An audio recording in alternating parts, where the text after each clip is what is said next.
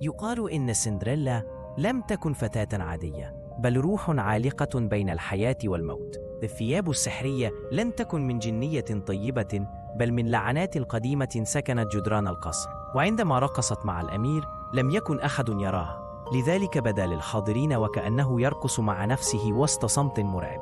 أما الحذاء الزجاجي فكان قبرا شفافا تسكنه روحها للأبد، شاهدا على أن قصتها لم تكن حكاية حب، بل لعنة لا تنتهي.